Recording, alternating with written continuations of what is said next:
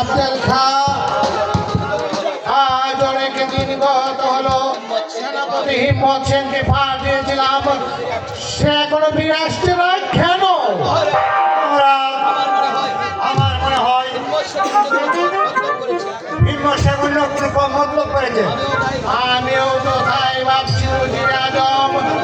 একদিকে আমার মাতৃহারা অরুণার আত্মনাদ, আর অন্যদিকে মা ফুলকুমারীর কথা। মহারাজ, আপনি ঠিক ভাবছেন মহারাজ। কারণ মা ফুলকুমারী এখন বিবাহের উপযুক্ত হয়েছে। উজিরে আজম, আপনি আগামীকাল প্রত্যুষে যাত্রা করবেন ওই মণিপুর রাজ্যে, আর জেনে আসবেন সেনাপতি হিম্মত সেন কোথায় কি ষড়যন্ত্র করছে। মহারাজ,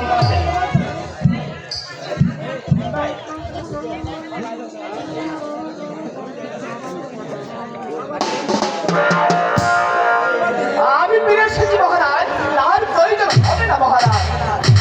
ফিরে এসেছো সেনাপতি হিম্মত সেন? হ্যাঁ মহারাজ। বলো বলো, রাজা শঙ্করাজ কি বলেছে? মহারাজ, রাজা শঙ্করাজ বলেছে রাজকর তাই কিছুদিন দেবে না মহারাজ। কি বললেন সেনাপতি হিম্মত সেন? রাজা শঙ্করাজের এত বড় সহজ, তোমাকে বন্দি করতে চেয়েছিল। রাজকর্তের পরিবর্তে তোমাকে যখন বন্দি করতে চেয়েছিল, তুমি কি পারলে সেনাপতি হিম্মত সেন রাজা শঙ্করাজের কাছ থেকে দূর করে রাজকরাজ করে নিয়ে আসতে? আপনার আদেশ নেই বলে মহারাজ, আমি চলে এসেছি। যাও সেনাপতি হিম্মত সেন, আমি তোমাকে এই মুহূর্তে আদেশ করছি, আমার এই শূন্য মহলে থেকে 20,000 শূন্য নিয়ে সিংহের নিকটন করে ছুটে যাও রাখতে।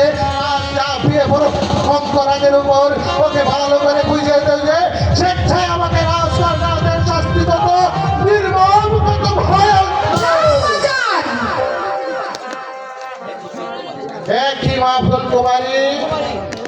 ফুলকুমারী, চুপ কর শয়তান। পিতা, আমি বাগান থেকে প্রাসাদে ফেরার পথে ওই শয়তান আমার ইজ্জত নিতে চেয়েছিল।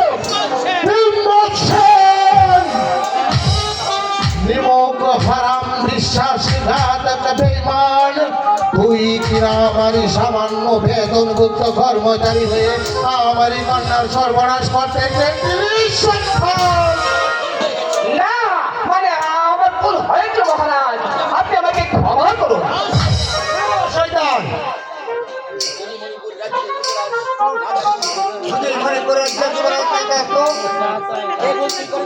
যে বন্দি করেছি তার পুরে কোন সময় পাই না, তুমি শাস্তি করবে হবে। পিতা, যদি মণিপুর রাজ্যে ওই যুবরাজ না থাকতো তাহলে যে আমার সর্বনাশ হয়ে যেত। উজিরে আজম, বন্দীকরণে বিশ্বাসঘাতক বেঈমানকে আমাকে বন্দি করার মতো মেয়ে এই রাজ্যে একটু জন্ম হয়নি, আর কোনোদিন হবেও না। আর যে আমাকে বন্দি করতে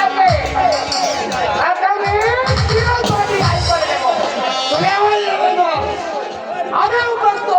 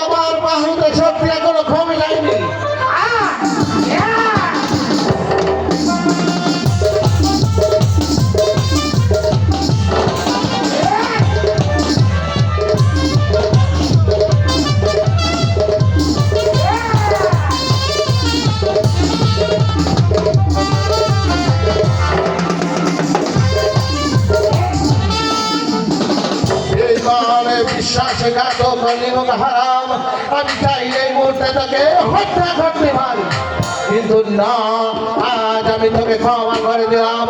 এই মুহূর্তে তুই এই রাজকীয় পোশাক ও সেই তার বাড়ি থেকে এই রাজ্য ছেড়ে বিতাড়িত হয়ে যা। ব্যাস।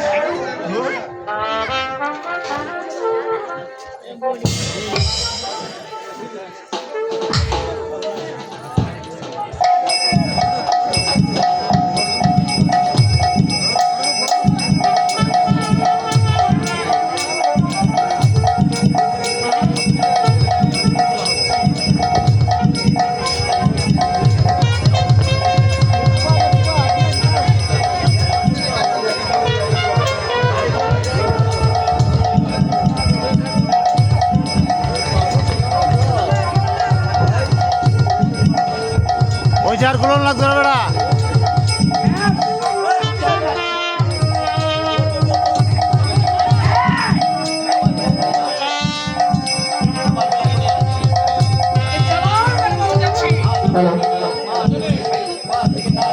আজ আপনি যত বাড়ি করে ডাক্তার মাঠ থেকে তাড়িয়ে দিয়েছে,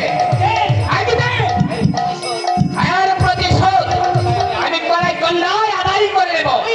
তবে আমার নাম সেনাপতি হিম্মত সেন। আসবো, আমি আবার আসবো এই গ্রাম রাজ্য নামে জ্বালিয়ে পুড়িয়ে চার কাল করে দেব। আপনার এই মহারাজ্যকে শ্মশান বানিয়ে দেব। আর আপনার মেয়েকে যেই ফুলকুমারীর মতো আমি চুষে চুষে খাবো।